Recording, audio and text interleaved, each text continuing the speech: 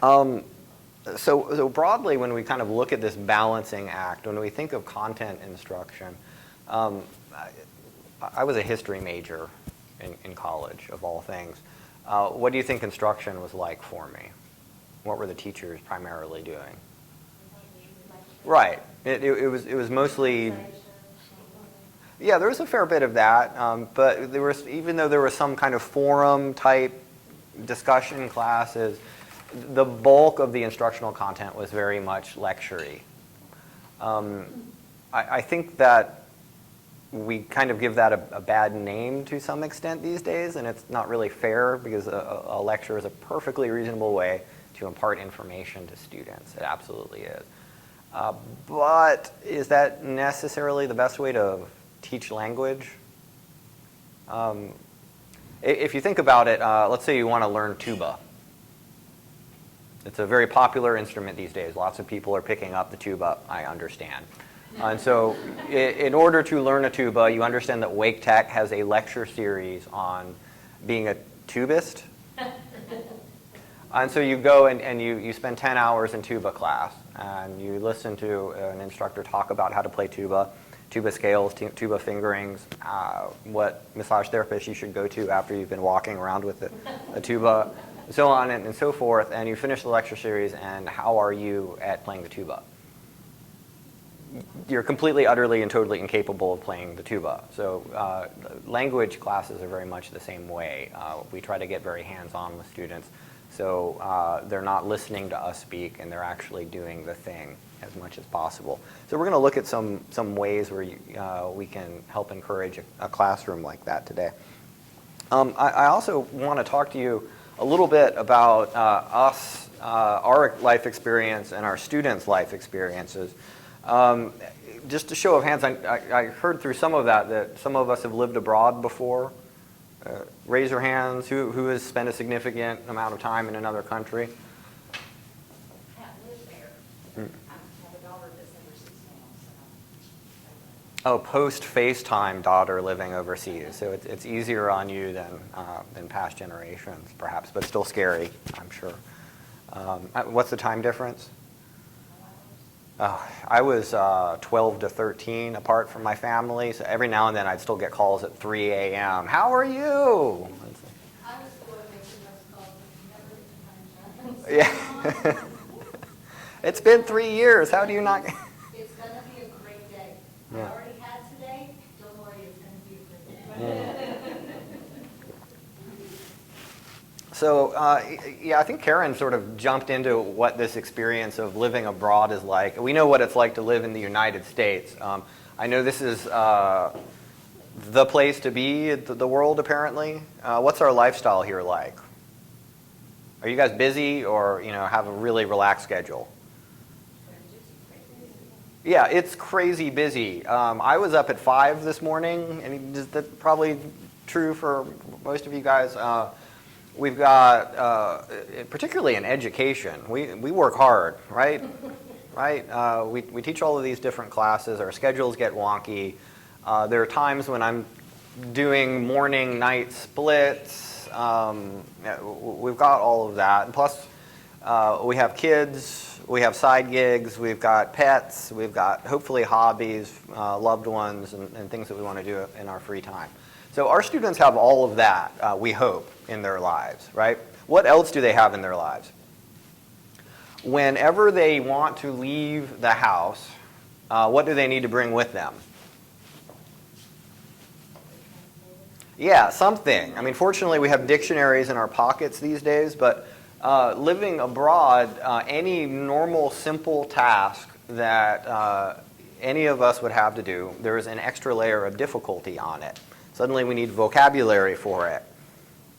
We need to get over the anxiety of what it's like to speak to a banker in a foreign language, or how am I going to find a dentist, or any of these things. So there's an extra layer on top of everything. Has anyone ever spoken on the phone in a foreign language before?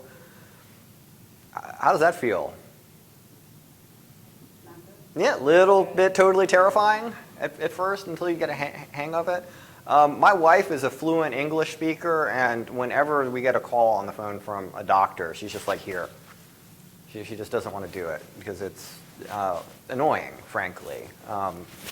So our students go through all of that, and yet, okay. And yet, at the end of the quarter, we still have them. They're still with us. We have a giant party in 406 where we can see them.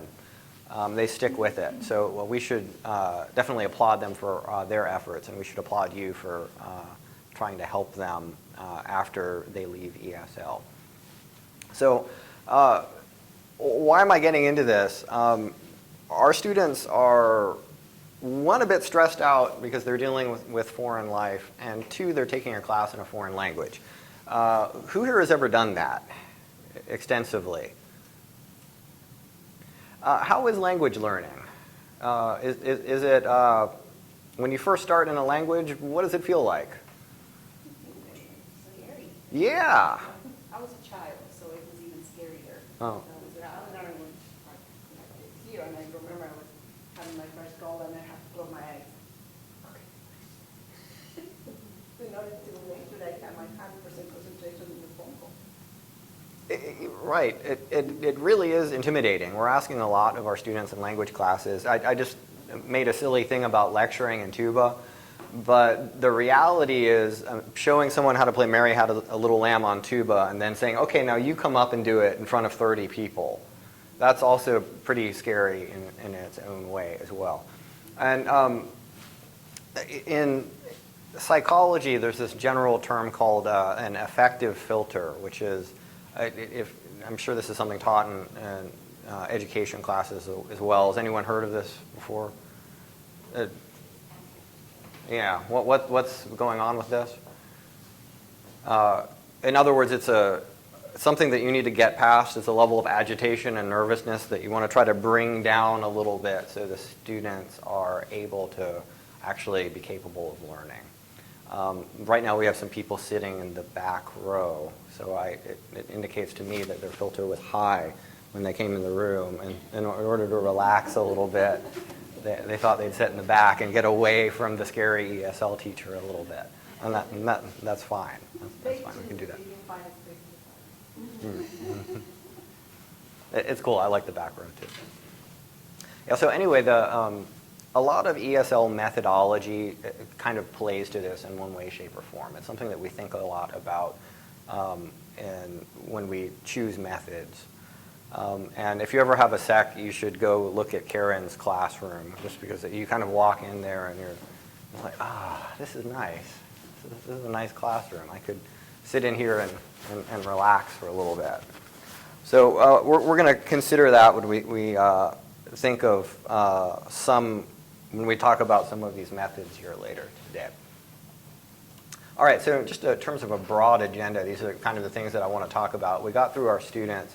We're going to do just a broad talk about some of the methods. We're going to look at contextualization and content, presentations, what that means in context of an ESL class, setting up and running tasks, feedback, and I think we'll probably have some time for Q&A at the end if there's any questions you guys would like to cover.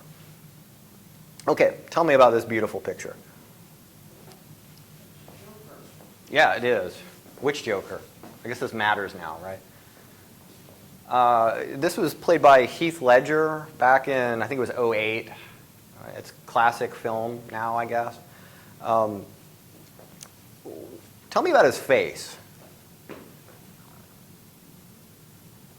And this is a little far out. Work with me here. I feel sorry for him. Yeah. Sad story. When this happened in the film, though, he had just gotten arrested. And he's looking at the police officers and applauding. What is this telling to the audience? Is he happy that this is going on? Is this good for the police? Is this bad for the police? The director is trying to tell the audience something here without telling the audience anything, right? So there's this idea in film and in creative writing, show, don't tell, right? This is kind of a common catchphrase you see in all of the creative arts. This is absolutely something that English instructors should use in their day-to-day classwork as well. So what I mean by this is it should be our goal to elicit meaning rather than explain meaning.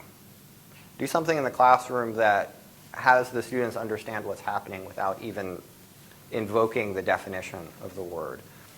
So our students are adults, right? They speak a language already, right? So we're not teaching these words for the first time necessarily. I know when we get into some specialized nursing vocabulary and some of this, we will be. But they are, in other words, they're not blank slates, right? So if we're teaching vocabulary, a lot of times we don't need to teach the concept of the word itself. We just need to map it on something that they already know. So instead of trying to describe what it is to them, we can show them in one way or another. We'll look at this more when we jump into some vocabulary a bit more. Tell me about this. What's our teacher here doing? Yeah, could be. So in a traditional lecture-style classroom, what is the teacher doing and doing a lot of? Mm-hmm. Yeah, and that's fine. It's probably engaging. You don't want a monotone Ferris Bueller's Day Off style instructor a lot of times. The teachers are going to go to sleep. Unfortunately, for those of us who have prior teaching experience, when we jump into an ESL classroom, we have some bad habits that we might need to break going into it. So I found someone who has a lovely British accent who would like to explain this to you a little bit. We're going to look at some examples of things that might be happening in your classrooms and some habits that we should consider breaking.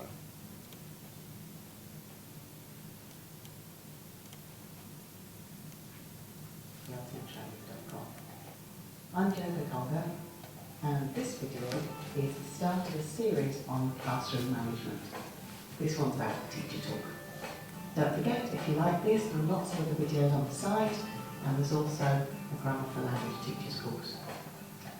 Okay, who potential problems? Sue.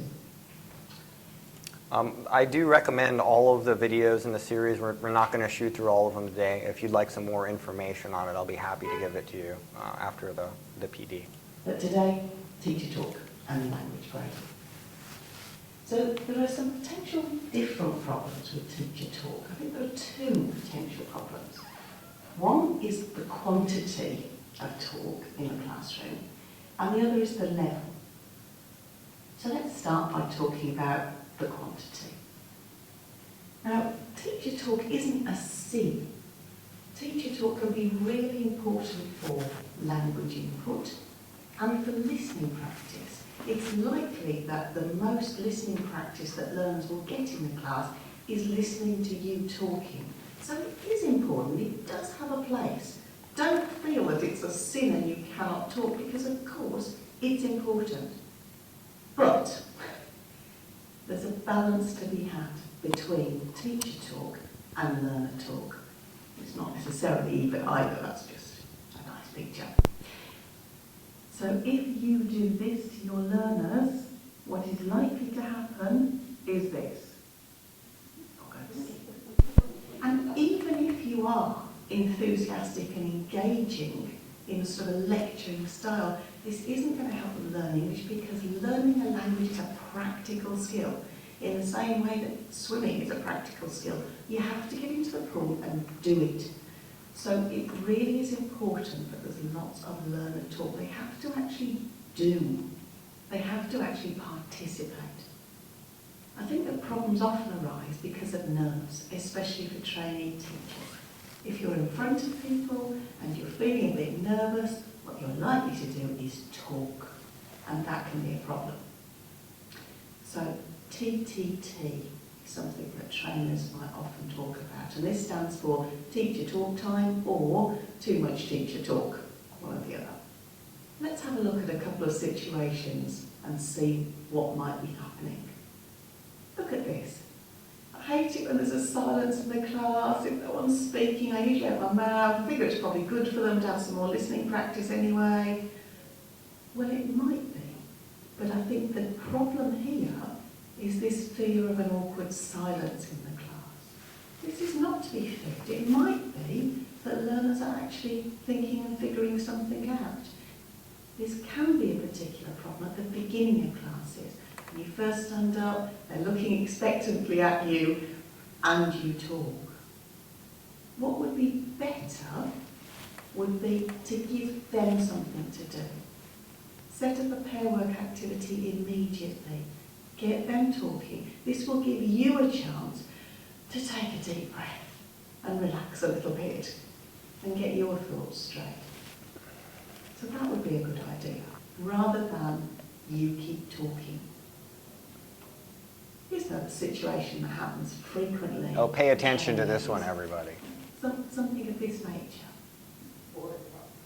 No, I'll just rub this off the board, then we'll get on with the next exercise. Oh, where's the board rubber? Oh, yes, here, right. I'll just give out these sheets. I want to put them on different coloured paper, but there wasn't any other cupboard, unfortunately. Still, not very important. So, have a look at these. This is what we call commentating. People tend to narrate what they're doing, especially, as you say, when they're nervous and there's a bit of a gap in the class.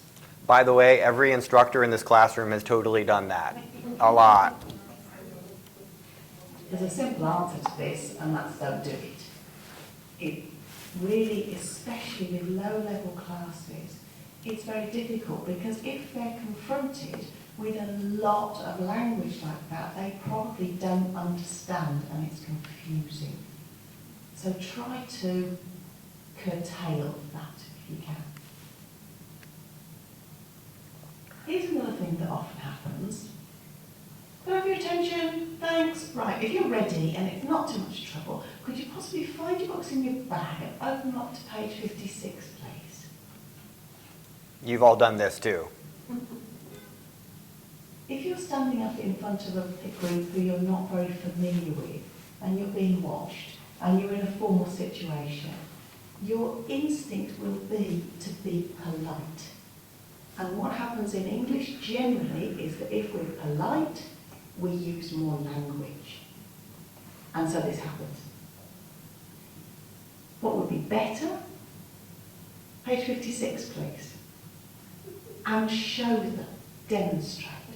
So at lower levels particularly, it's really important to be clear and brief and give a demonstration. And that will give an idea. You can use please, you can be polite, your intonation can show that you're being polite and friendly. You don't need to do it by using a lot of language. So be careful of that. So we looked at quantity. How about level? Here are some other problems to think about. So what's wrong with this? Are you all in possession of a pen? Good. In that case, could you confer with your neighbour and jointly reach a consensus on the answers and then compile a list? Well, clearly, at lower levels particularly, but even at higher levels probably, this is going to be really difficult because you've got much too much difficult lexis in here. The level, what we call the language grading, is just too high. So you need to be careful about using low frequency, high register vocabulary. That's one thing. It can happen in other ways too though. Have a look at this. All right. You've got 15 seconds with your neighbor. What's wrong with this? 15 seconds. Let's keep this thing moving around here. Talk with your neighbor. What's wrong with this one?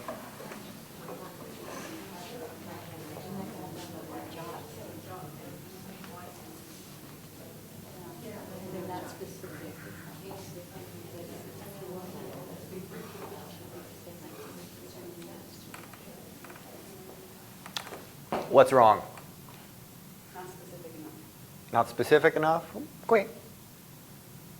Using words like jot that they're not even understand. Oh, okay. Jot is part of it. What's the other part of it that's going on there? Jot down. We have, like, the prepositions you've got, these doubled up prepositions. You do have a DSL cert. We got through our yeah, we drill that one into everybody here for sure. So, Yeah, so a lot of the vocabulary or structures that we would use in this are perfectly natural to a native speaker and things that we would use all the time.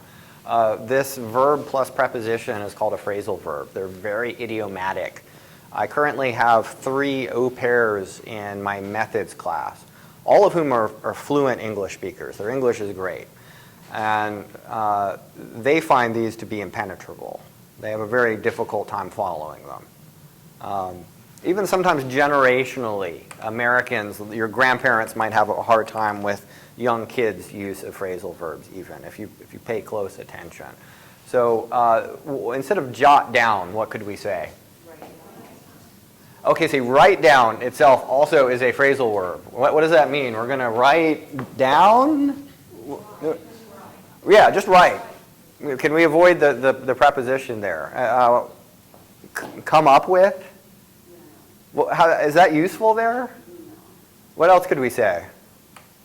Just write. Not write down. Write. Ideas. Okay, even talk about is scary, but no, that's normal English. Yeah, and we'll talk. Yeah, sure. It's okay to grade these sort of things way down to try to avoid this.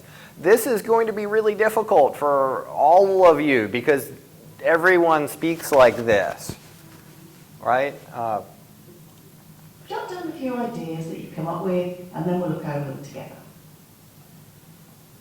Dot. They're going to imagine it to be aware of too, that it's not just about the lexic, an easy trap to fall into because instinctively you feel you're using short words, but you're still using difficult things because phrasal verbs are very, very common in spoken language. Here's another way in which level can be a problem. And look at this, what's wrong with this? If you've not started learning English, what other language would you have chosen? Okay, so here the problem is not lexis. These are all simple words, right? Except for maybe chosen, most of these are pretty fine. It's the level of grammar.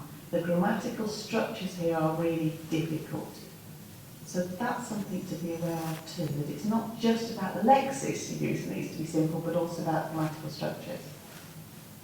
Even using something like this, hypotheticals can be difficult at lower levels. If they hear stopped, they're going to imagine it's in the past, but it isn't clearly. So better would be something like, you're a pilot, your engines stop, what do you do? Avoid hypotheticals, particularly at lower levels. It will make it easier for them to understand if you keep it concrete. Just a little background on level 5-6 students. This particular structure is part of curriculum. We do teach it. Not everyone is going to master it before they place out of our program, however. It's something that they're going to be exposed to, but they might still have some issues with it. So this is still good advice. Yes? So the nurse aid exams are hypothetical. Oh, there's lots of The conditionals. questions are scenarios and hypotheticals. So one exercise, you could take something like this and tell them to put it in simple present. You are a pilot. Your engines stop. What do you do? I think part of the nurse aid problem is that the state writes the curriculum, Sure. and we have to present the curriculum as the state gives it to us. And so that makes it difficult because it's so complex, you almost have to break down every other word. Well, But you don't have to. You just have to say to them, let's look at this example. Put this sentence in simple present. right. All of them in your room know how to do that.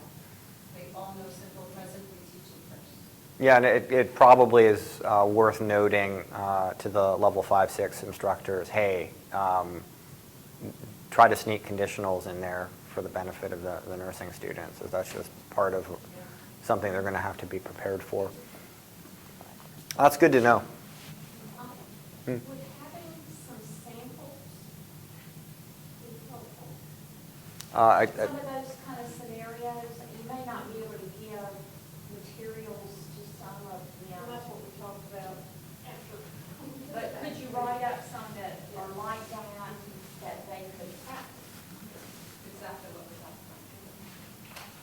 Yeah, that seems like a good plan. And later today, we're going to look at what a vocabulary lesson could look like. And spoiler, the same things that I use to teach vocabulary, I also use to teach grammar. So there's no reason why you couldn't apply some of that mindset to a quick grammar lesson if they needed that in order to be successful in their studies. This is another problem on the opposite end of the spectrum. You, last night, go out, who? You see that your low-level learners are struggling to understand you and you start to speak in pidgin English. Don't.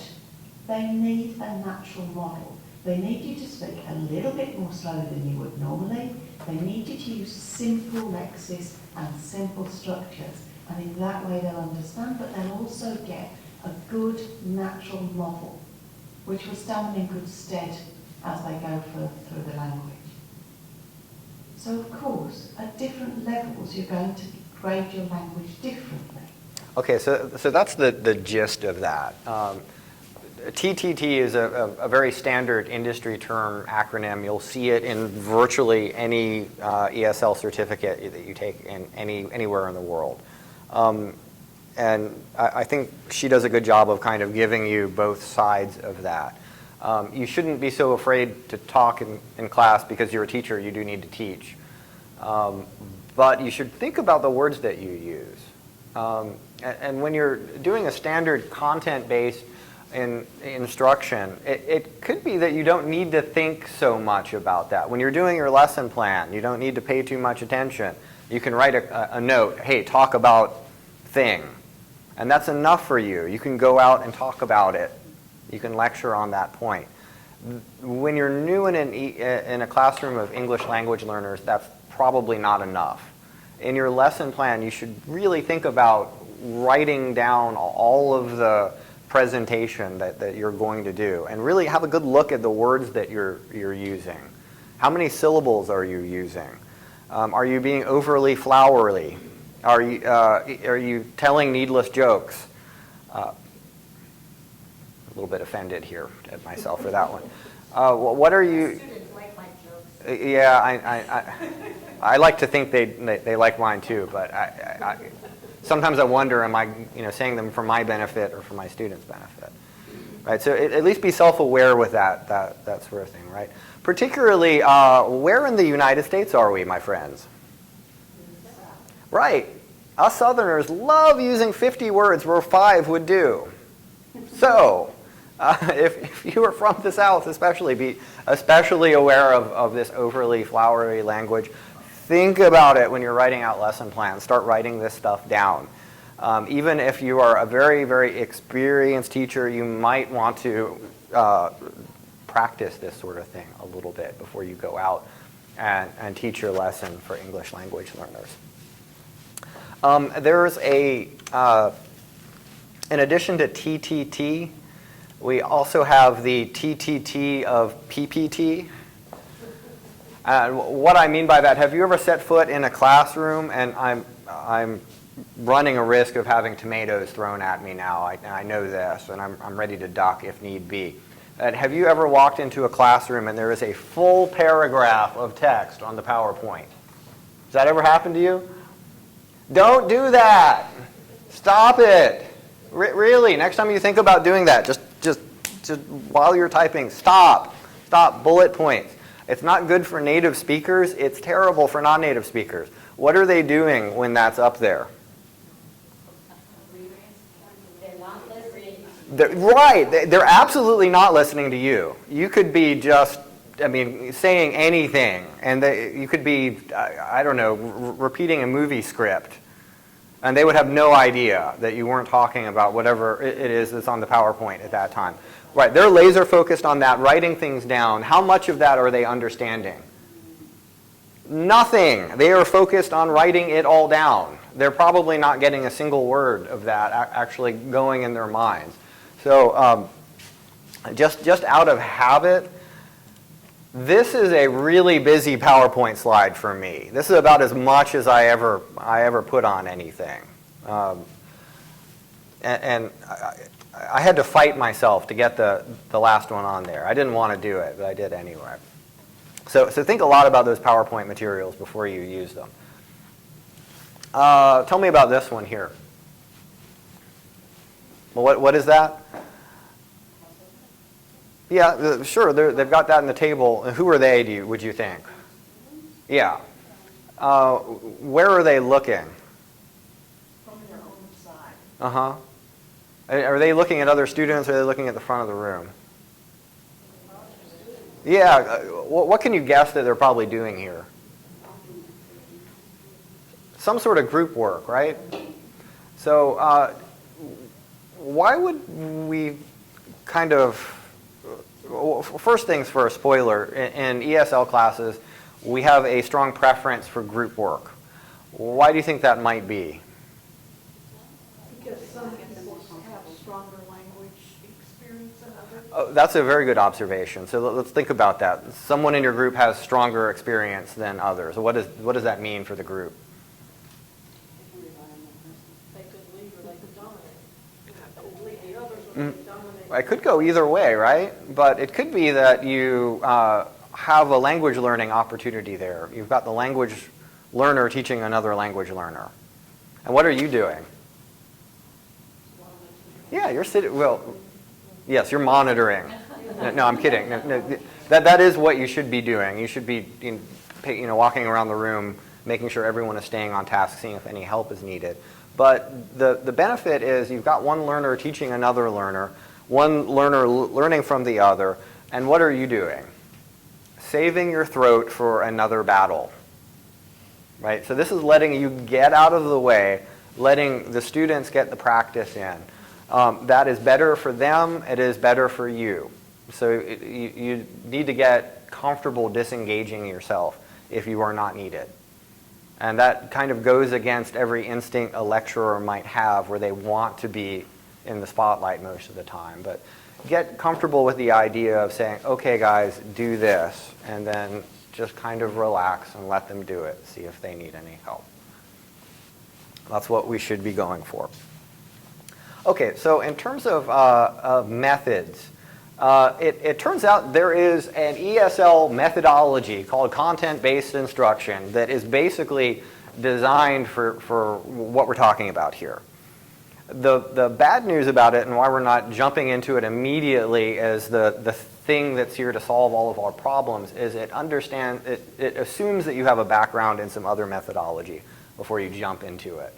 So instead of getting too bogged down in all of this, we're going to look at two methods that I think are things that you really ought to consider when you're considering a content-based approach. We can look at what they are and what that might mean for a classroom. One of the kind of dominant trends in language instruction, and has been since the 80s, is this idea of communicative language teaching. It has become so dominant that I think most instructors, if you ask them, hey, what's your big influence in terms of methodology, many of them will just say, oh, I'm a communicative instructor, or the communicative approach, and then if you ask them, oh, okay, so what does that mean? They might go,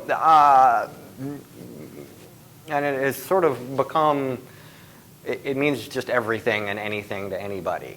So let's focus on what it actually does mean to be a communicative instructor and the kind of tasks that you might see in a communicative lesson. And so some of the big things that this brought to us. First one, help me read. Information. Yeah, what might you think that is? The difference between what they know and what they need to learn. Yeah, it could be. Any other ideas? We're going to do one right now. It's a shame that Dean ran. I was hoping that he'd... Yeah, no, he said... No, let's not put him on the spot. Yeah, no. He's got things to do. Oh, look at this. We've got even a number of people. Sorry, that was teacher talk time. Don't do that. Yeah, don't do that. I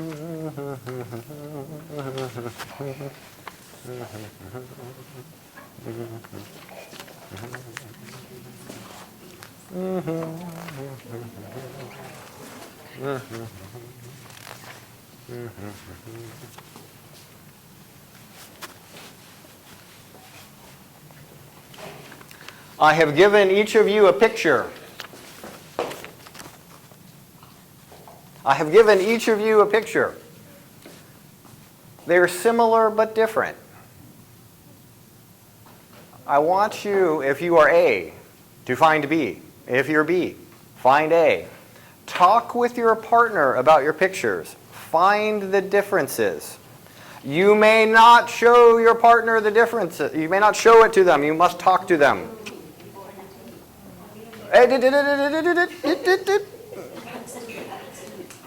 Are you talking about similarities or differences?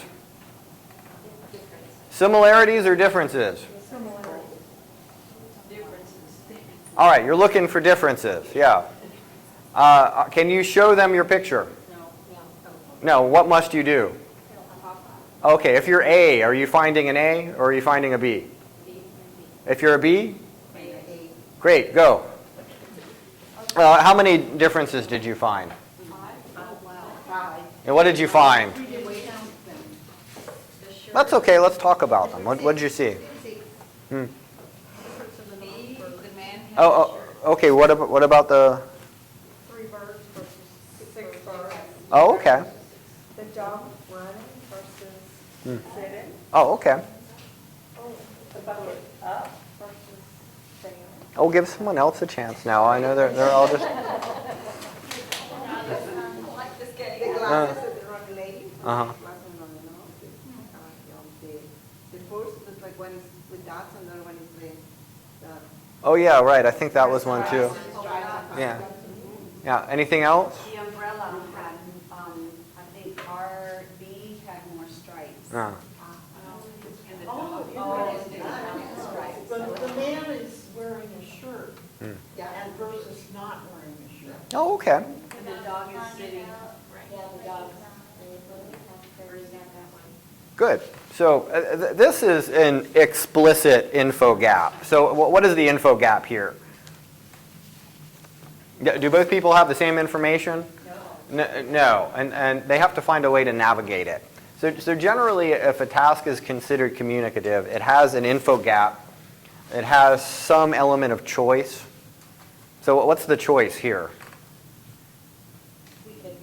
We could ask each other questions about it, and we can choose what we want to focus on. That's right. We're not on rails. This isn't a controlled practice. There are a lot of different ways that you could go about doing this. The structure of the questions that you're asking to each other doesn't actually matter so much. As long as you're making your meaning clear, here it's fine. So, info gap, choice, and the last one being feedback. What's feedback in this? Well, mine has this, mine doesn't have that. Okay. We're getting feedback from a couple of different ways here. One, you're getting direct feedback from the student with whom you're communicating, right? They're telling you, oh no, my dog has a hat, or whatever it is. You understand immediately if what you are saying to them is understood or not, and you're getting something back from them about it. That's good. And at the end, as an instructor, I jumped in and said, okay, class, what did you find? And I'll hear from you all. What does this give me an opportunity to do? Yes, and? Find out what they know. Right. So this is my assessment here as an instructor. I'm figuring out, okay, how did they do with this? Did my students will be able to do as evidenced by? Okay, how is evidenced by successful completion of the task? Did they find the things? Were they able to communicate about them? Well, what else can I give them feedback and assessment on here? Absolutely. So if there's a word that they're not getting correct, I can jump in and help with that. What else? Well, really anything. Whatever the focus of your lesson is going to be that day. If you do a task like this, you're hoping that the context matches what you're going after, and this elicits natural language and what you're going to be talking about.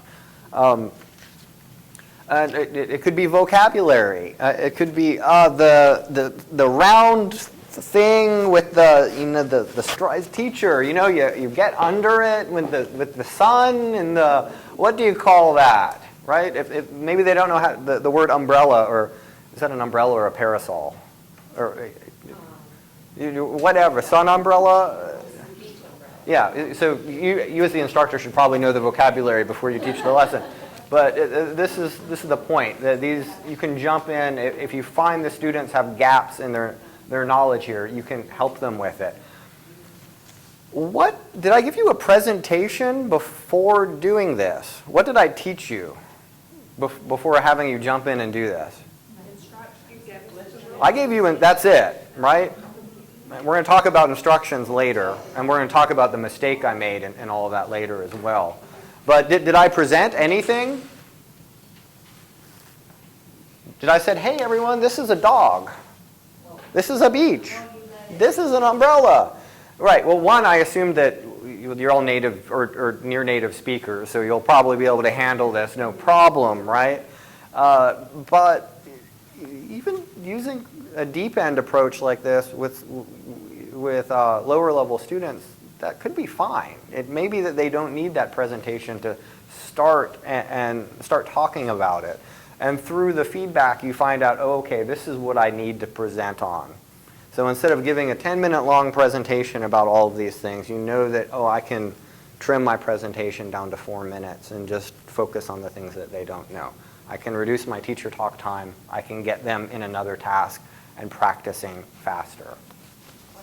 Yes? Where do I get something like this from? I got this. This is from a site. This is from allthingstopics.com. I know a lot of the ESL instructors at Wake Tech like the site a lot. It's all free, too. All things topics? Yeah, and they have a sister site, All Things Grammar. Oh.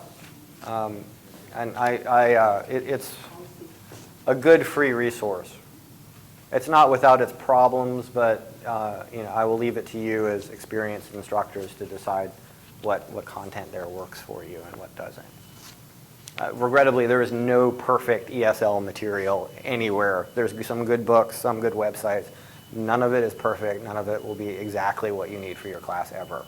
There was something significant that you did when you were giving directions. We're going to cover that later.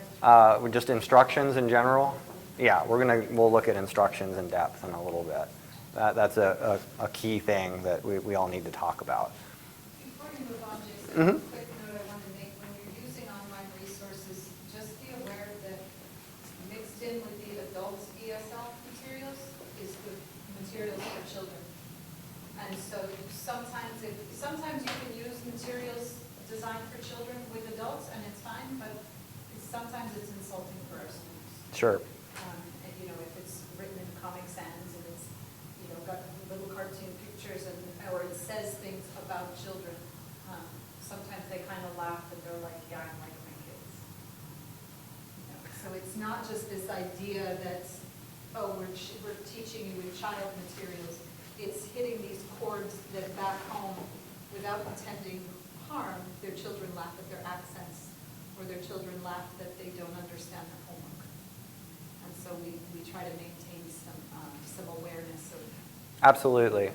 And I think different students are going to handle that differently. You'll have some students that will walk into the classroom with a children's book and just be like, I'm working on my vocabulary, and they understand, and others are going to feel bad about that. And maybe some days the student who purposely sought out a children's book for vocabulary is going to feel bad about it. So I think it is worth considering. That would be a good thing. Yeah. Talking about children's books. Sure. Right, and exactly. I mean, that would be a good model. But yeah, if you see any ESL resource with Comic Sans, probably just keep clicking. That probably isn't. Is Comic Sans actually good for anything? Except for like humorous legal memos, apparently. We're finding that to be true.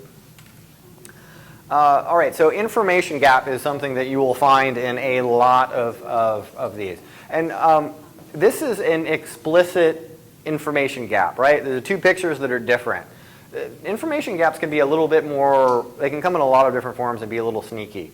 I've seen ones where you've got crossword puzzles where one person has all of the across and one person has all the down, and they're not allowed to say the word. I have a question. I'm sorry. Sure. Before we go into it anymore, I cannot let it go. Sure. Can you repeat the commons what? Were you saying common sense? Comic Sans. Oh, Comic Sans. It's the font. It's a font that looks, Yeah. Just like child. if you can imagine a font that you would absolutely not want to use in an email to your supervisor. That's what it is. It's like almost like the A's are backwards and it's written in crayon, kind of. It looks very childish. Yeah. Yeah. Thank you. I'm sorry. Yeah. No, it's okay. And also a perfect example of things we take for granted. Yeah, sure. Well, it's been in the news a bunch lately too, which I think some of us might be. Yeah. Yes. I was thinking of an example, and this would probably be interesting, because her background is NICU, neonatal. Oh, sure. When I talk about premature babies, I talk about the creases on their soles of feet trying to turn. Oh, soul. They're, well, no, slick. Preemies have slick feet, meaning they don't have distinct lines, depending on how premature they are. And so I have learned, because my English language learners don't know what slick is. It's not typical, it's not typical. When I say slick, S-L-I-C-K, meaning slick, smooth, no lines. And it helps, and it's that kind of thing, like trying to, even a word that we would take for granted, every time I say it in class now, when I'm describing that, I know to spell it and say, no lines. Yeah, it really does help to be kind of self-aware of the vocabulary you're using, because we do take our entire language for granted every day. Some of us have any mixed lingual households in here. It never ends for me. My wife is not a native English speaker, so after I get home from work, it's kind of it just never stops. Yeah. So I can't wait until my daughter one day walks up to my mother and just starts speaking to her in rapid fire Chinese, and then my mother does the whole dog who doesn't understand face, and my daughter is like, "What?" It reminds me, Jason, a family I worked with many years ago. I was privately teaching them at home, and the toddler was having exposure to the American world, to the English-speaking American world, but her mother wasn't quite conscious of that. She thought she only spoke Portuguese because that's what happens at home. And so the daughter was talking to me, and she's 2, right? And I'm listening, and her mother says, "Ignore her. She doesn't make any sense." I said, "She's speaking English." She said, "What?" And I started a conversation, kept in the conversation with her, and her mother was like, "Oh." How'd that But happen? it's the language of a 2-year-old, so you have to be able to listen for that accent. Yeah, sure. She was getting it from television, she was getting it from preschool.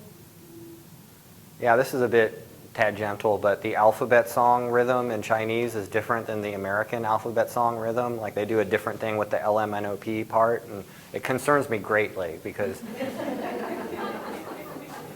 our way's the right way. How old is your daughter? 1 year old. Okay. So we've got time. Nurses know, when she does her Denver developmental, Oh, let them know it's a bilingual household. She's Yeah. got to say her letters, don't let her sing it because you don't get points. Okay. So you just say it, don't do the alphabet song. Yeah. Denver developmental screening, I was thinking, what's the name of that test? Yeah. I'll keep that one in mind. I wonder if I sang it when I was a child. Okay, so another thing that we have to thank communicative language teaching for is role plays. So in other words, saying, hey, you're a doctor, hey, you're a nurse, hey, your leg is broken. Figure it out. And we probably scaffold that a little bit better, but we have them just try to act out some sort of situation, hopefully using the language that you've been instructing for the evening. Do they have to use the language that you've taught them? No, it could be that they avoid it. They don't want to because they're scared, because they're concerned about it. But you want to encourage that, I suppose. But one of the downsides of this is there's lots of ways to avoid saying the things that you've taught them. So we'll think about what we can do about that. Nonetheless, it's a good, very natural way to practice language. Let's think about it from their perspective as nervous holders of affective filters. You tell your students, hey, come on up, perform for the classroom. How do you feel? A few of you are looking at me and you're like trying to nope right out of that. In the beginning, this can be intimidating to a lot of students. Actually, I find the more that you do this in class, some students become really comfortable with it, and you find that you have a bunch of would-be actors and actresses. And if they're comfortable doing that sort of thing in your classroom, it actually translates very well to public speaking skills and a bunch of other things that they might have to do later on in the college. So they tend to be fun too. Everyone kind of giggles a lot as they're doing them. Maybe a little too much sometimes. Next one. Help me read that. Okay, good. Another one of the hallmarks of a methodology like this. Let's imagine we have a reading task to do. Who's taken a reading class in a foreign language before? I did a few years of reading and newspaper reading in Chinese. Can you guess what that might be like? Yeah, it was not easy. It was not the easiest thing I've done. It's not Roman alphabet, so it's It is not. foreign. Yeah, it literally is very, very foreign. And so how was I, as a Westerner who was not initially very exposed to that sort of language, how did I feel about that in class, where the teacher gives you something and says, here, read this, answer these questions? How am I feeling? Like how you did the withdrawal. Yeah, a little bit freaky, right? And so what we do to try to, this is our affective filters coming out through our ears at this point, really kind of freaking us out. Okay, what can we do to make this easier for our students to handle? Because we do need to do reading activities in class, right? One, it's really good for giving them just reading instruction that they're going to need more and more as they take more and more classes here, right? In some ways, it's better than giving them reading homework because you're in the room to help when things go wrong. And you have that assessment at the end of it so you can see how they're doing with the content, right? So I know for teachers who come from a lecturing background, there might be some fear of, I don't want them reading in class, this should be homework. I get that, but consider trying some of that in class. It could be a very good use of your time to give them 15 minutes to read something and work on it there in the classroom. I don't know what your curriculums are like and how much time you have from a day-to-day level, but it's worth considering to include something like that. Okay, so I started this whole ramble on prediction, on a predictive task, right? So what could I mean by that? So you've got a reading comprehension task to do. What do they always come with? You've got reading comprehension. What are you going to have to do with it? Yeah, exactly. You're going to have to answer questions. Where could this prediction come in here? When we're teaching test skills to students, what do we always tell them to do if they're taking a reading test? What do they read first, the article or the questions? Always read the questions first, right? We should just drill this into our students. Why do we do this? Why do we read the questions first?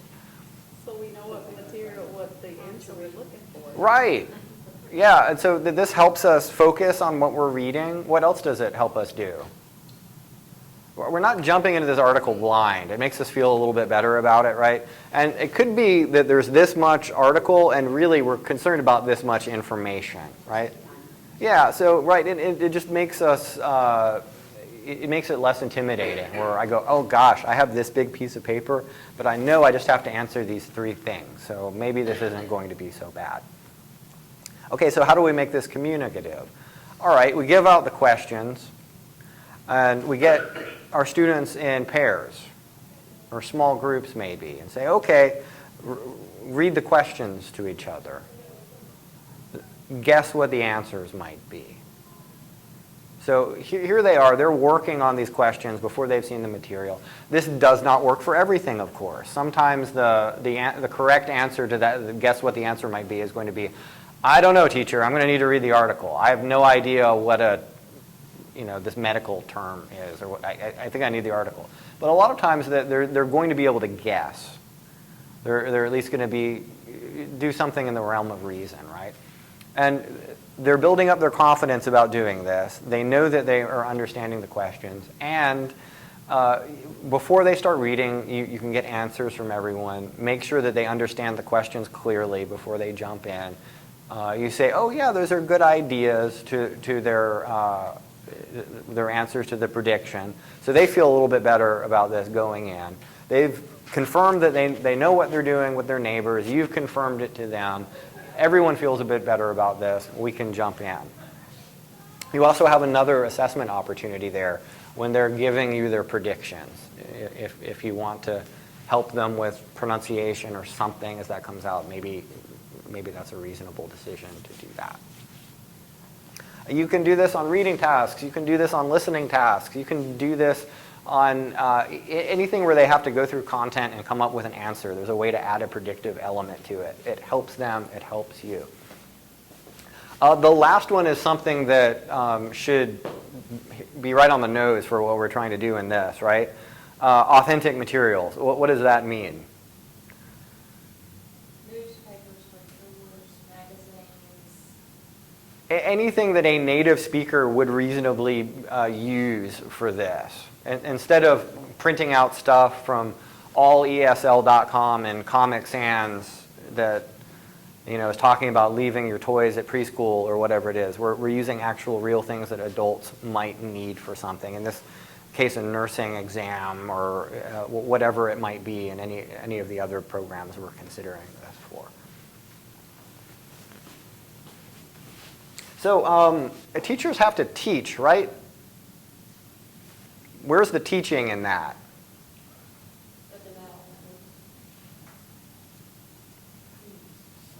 It seems a little bit absent, right? So the communicative language, the idea of communicative language teaching has kind of 2 ends that's worth examining. One is the soft side, which is people learn language to communicate. That doesn't seem like a novel idea now. It did before. Where people who took language in high school, where you basically you seldom spoke the language. Like my mother did 4 years of Latin or something. I think she was just translating stuff the whole time. So there was no, and that was common, where people were learning languages not to communicate, but just for high school credit or something.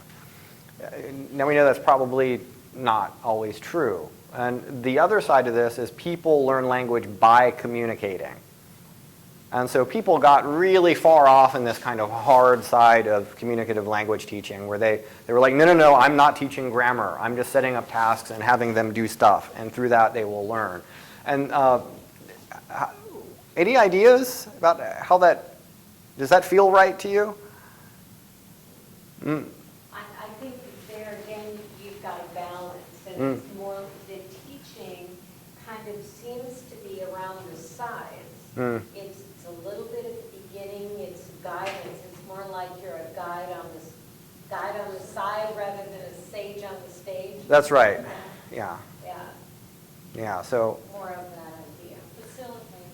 right. And I think with when you go to the far side of hard communicative language teaching and what we're also about to see, you kind of get away from that a little bit too much, and students might need more structure, particularly if you're going to the content teaching angle. But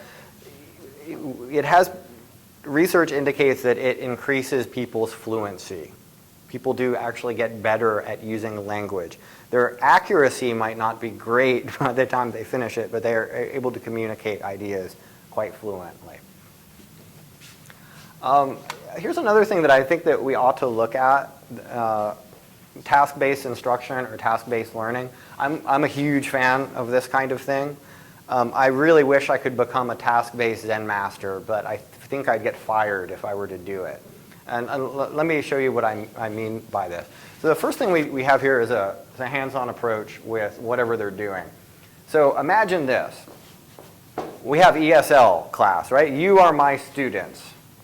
And I say, welcome to class. Today we're studying fast food. I'm probably not going to actually say that. I'm going to show you a picture of it. But anyway, we're studying fast food. And then I tell you, go to Bojangles, order something, and bring it back. No, now, go. Get in your car, go to Bojangles, get something, bring it back. And if you have successfully brought yourself back a egg and cheese biscuit, I know that your English is good enough to order food at Bojangles. You have successfully completed the task. That is the assessment. If I came in and do that, what would happen? Never come back. Yeah, and I have that on, right, I have that on authority.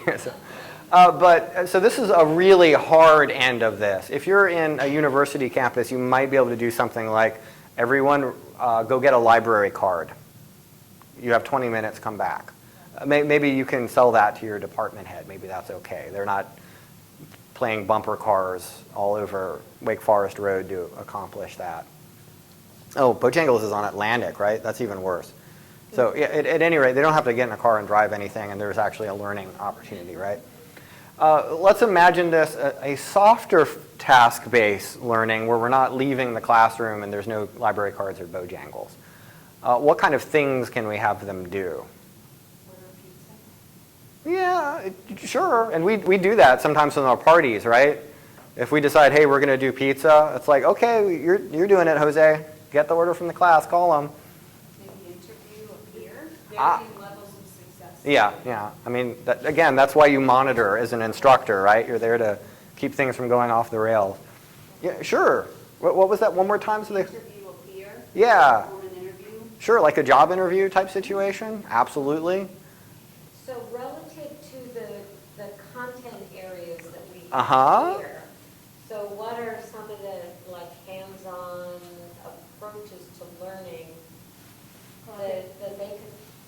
Put enough day. Yeah. To the lab, you know, they see the skills demonstrated, we demonstrate it again in the lab, they practice, the instructor will go back and tell you, this is what you need to do differently. So, Okay. once we get out of the lecture mode, then I think some of the students will be more successful because they can see it and touch it and They do can it. see and do it. Oh, right, We so had a whole conversation yesterday about bed rails. So let's back up and talk about what a rail is. yeah, or better yet, if we're at Perry Health Science campus, you know, instead of talking about it, that is a bed rail. Let's move the thing, see how it works, right? So just getting hands-on with that. Maybe you've pre-taught the vocabulary, because this is something that they're going to have to use in their day-to-day life. Then you can have some sort of task. I wish I brought... Scavenger hunt. Right, sure. It's a scavenger hunt. Sure. Bed rail, take a picture. But any of these career-focused classes that we're talking about doing with English language learners, they really just naturally lend themselves to some sort of task-based instruction, where you scaffold what they need to do with any vocabulary they would need to do it, and you say, great, go do the thing. You sit back, you monitor how successful were they at completing the thing. Afterwards, you give them feedback on both completion of the task itself and any language performance that would come up during it. I have some examples for early childhood education. I can think of one for cosmetology, right, and for the electrical wiring and for, and things like that. But what about for? You might have to have some of the students role play as toddlers. When you do practice observation, that's a technique you're teaching to observe children, and you can observe each other in some way, describe each other. Okay, that's a good one. Yeah, so I think, so I'm not an area expert on any of those topics that we're talking about tonight. So I trust you all to kind of sit down with this and think about, okay, well, if all we have to do is scaffold things with vocabulary and then make them do a thing, what kind of things could we do in our classroom? I'm sure you all being experienced in that, if you start looking at things like that, some ideas might jump up. It might be a good idea to sit down with some of your peers and brainstorm a little bit to see what you can come up with. And one of the interesting things that... Does anyone need to take a break? Oh, right, yeah, sure. I've been going on about it for a bit. So aside from we were talking about task-based instructions with all this hands-on stuff and getting them to do the thing like they would in a real-world kind of situation. Some other things that are worth considering about this is the idea of a task cycle.